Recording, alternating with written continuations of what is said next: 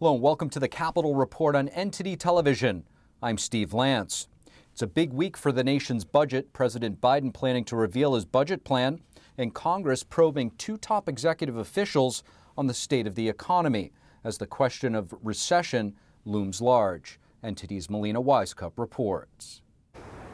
After hitting a four-decade high 9%, inflation is now at 6.4% following a 7-month decline. And right now there are mixed signs for the economy, with consumer spending and the job market up, but the housing market down. And that's coupled by economists anticipating and warning of stagflation. Economists predict that inflation could go down to, say, 4%, but plateau at that level, leading to stagflation, which is described as the worst because of its longer-term impacts, such as high unemployment and inflation outpacing wage growth.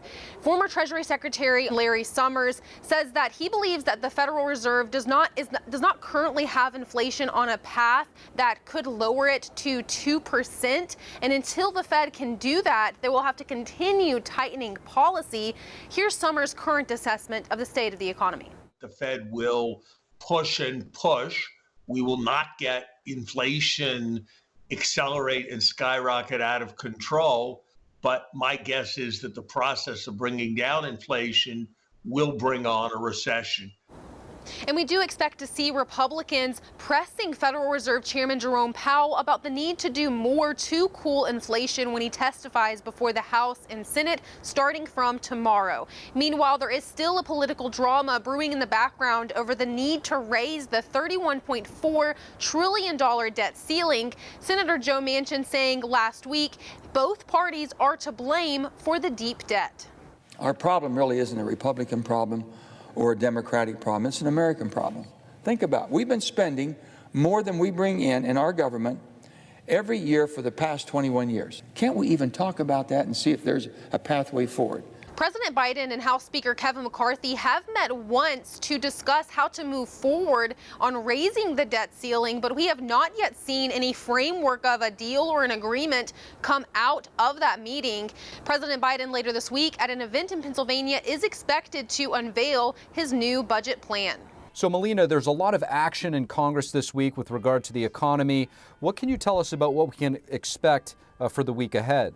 So this week, two top economic officials will be on Capitol Hill to testify before lawmakers. That's Federal Reserve Chairman Jerome Powell and Treasury Secretary Janet Yellen. Starting tomorrow, Powell will testify to senators where he'll be asked about tax policy. And then on Wednesday, we will expect to see the GOP in the House putting some pressure on Powell when he gives his semi-annual monetary policy report. And then notably on Friday, just one day after President Biden unveiled his new budget plan, Treasury Secretary Janet Yellen will appear before House lawmakers, where we can expect to see them probing her on the president's recently proposed budget plan.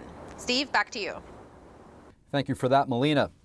Over the weekend, NTD's Kelly Wright had a chance to sit down with freshman Congresswoman Harriet Hageman of Wyoming, elected last year to replace Liz Cheney as the lone representative of Wyoming. Here's a look at their exchange. Joining us now here on NTD News is newly elected Congresswoman to the state of Wyoming. She is Congresswoman Harriet Hageman. It's a pleasure to have you on the program. Let's start with where you are now standing. You're now fulfilling a role as a newly elected member of Congress. What's the task that's been given you? Well, a lot. So I am Wyoming's lone congressional representative, so I represent the entire state. I am on the Natural Resource Committee, Judiciary. I am also on the Select Committee on the Weaponization of the Federal Government. So I am, what the task there is to actually expose what our federal government has been doing, mostly our federal agencies, in terms of violating people's First Amendment rights, Second Amendment rights, Fourth Amendment rights. So we're targeting agencies such as the IRS, the Department of Justice, the FBI. Our first hearing that we had related to the First Amendment and the way that the federal agencies, specifically the FBI and others, have been conspiring with the social media companies to suppress conservative speech. And we will continue to pick at that. We will continue to look under the hood, if you will, and expose what's been going on with these agencies so that we can come up with some legislation to make sure that it never happens again. You know, you look at the landscape of what's happening in America right now with the political divide, racial divide, there's all kinds of divides going on. How do we bring our nation to a place of finding common ground and having a common hope to get back to the freedoms of which you're talking about right now, which is inherent in our Bill of Rights as well as our Constitution?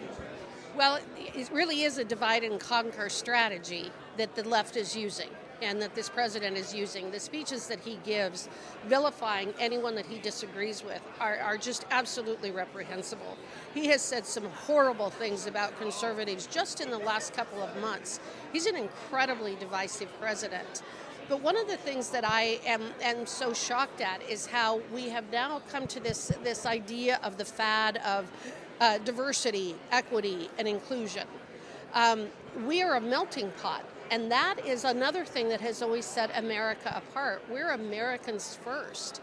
We are not supposed to be looking at race to divide us. We're not supposed to be looking at sex to divide us. We're not supposed to be looking at the things those kinds of things that really don't matter. We are, again, should be focusing on what unites us. Congresswoman, I really appreciate this conversation we're having. I wanted to ask you, before we conclude, you've talked about what's at stake for America. You've also spoken about the hope that you have for America. And you've talked about how we get there. And my final question is there a way that we can get there, right and left coming together, to find that common hope, that common ground, so that we can forge ahead, albeit we have these stark differences? Do you see any hope of people coming together in a bipartisan way, for example, on fentanyl, as well as on what's going on with China? Do you see that as being perhaps, are those seeds of spreading not perhaps total unity, but bipartisanship, and saying we can be stronger and we can heal the soul of America together? I think we're going to have to. I'm a very optimistic person. I think that sunshine really is the best disinfectant. I think exposing what has been going on for our government is a good first step. I will also say that we passed a bill a couple of weeks ago that would prohibit President Biden from selling our strategic petroleum reserve oil to China. And we had, I believe, close to 100 Democrats who signed on to that. So that is an example of bipartisanship where we both recognize that we should not be emptying our SPR and then selling the oil to China. Congresswoman Hageman of Wyoming, a pleasure to meet you. Thank you. Good to meet you as well. Thank you. A number of Republicans have entered the race for president in 2024, but former Maryland Governor Larry Hogan says he won't be one of them. I didn't want to have a pileup of a bunch of people fighting. Right now you have, Trump and DeSantis at the top of the field, you're soaking up all the oxygen, getting all the attention, and then a whole lot of the rest of us in single digits. And the more of them you have, the less chance you have for somebody rising up. Hogan made the announcement on Sunday, saying he does not want to create a pileup of candidates that would split the votes in a way that would favor former President Trump. Hogan served as the governor of Maryland for 8 years, ending this past January. He's known as a critic of former President Trump within the Republican Party. Hogan recently wrote in a New York Times opinion piece that the GOP must move on from Trump. Back in the 2016 Republican primary, Trump won against 16 other candidates. Brazil allowing Iranian warships to dock in Rio de Janeiro. How does this affect the United States? We hear from an expert and from Brazil's former president, Jair Bolsonaro. Brazil's government has authorized the Iranian regime to dock 2 of its warships in Rio de Janeiro. The government gave the authorization in January, the first month of newly elected Lula da Silva's presidency. Brazil has historically been close to Israel, an adversary of Iran. The spokesperson of Israel's Foreign Relations Ministry condemned Brazil's decision, writing, "The Iranian regime has executed dozens of terror attacks against ships, putting in danger the maritime freedom of navigation." Brazil's former president, Jair Bolsonaro, spoke about the ships in an exclusive interview with NTD's sister media, The Epoch Times. Bolsonaro says that Brazil's new leadership is strengthening its ties with left-leaning regimes. I think that they'll get close to Latin American regimes such as Venezuela and Cuba, but also to countries like Iran and North Korea. Both of the ships have ties to the Navy of the Islamic Revolutionary Guard, which has been designated a terror entity by the United States. The U.S. State Department previously warned that Iran shouldn't get a foothold in the Western Hemisphere.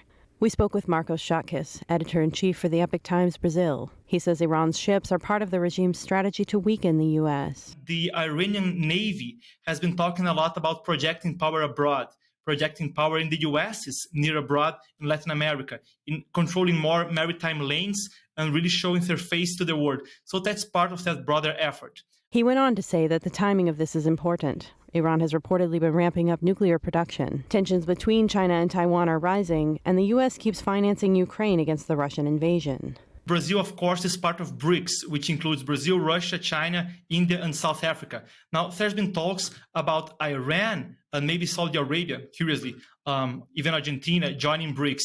So what we're seeing is perhaps Russia and China leveraging momentum in the international stage to try to strengthen a bloc of countries that's against U.S. interests. However, even with Brazil being part of BRICS, former President Bolsonaro says, If I were president, the ships wouldn't be there. Lula's government reportedly said that it was a sovereign decision to let the ships dock and that Iran is not Brazil's enemy. The full interview with former Brazilian President Bolsonaro will air Tuesday afternoon on Epoch TV at 1 p.m. Eastern Time.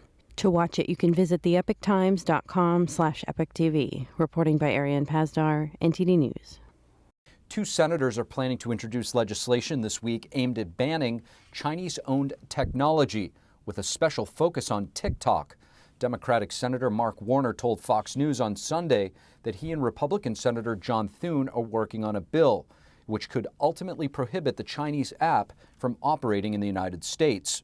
They are taking data from Americans, not keeping it safe. But what worries me more with TikTok is that this can be a propaganda tool to basically the kind of videos you see would promote ideological issues. If you look at what TikTok shows to the Chinese kids, which is all about science and engineering, versus what our kids see, there's a radical difference. Warner also said that the bill would create a systematic approach to restricting foreign technology coming into America.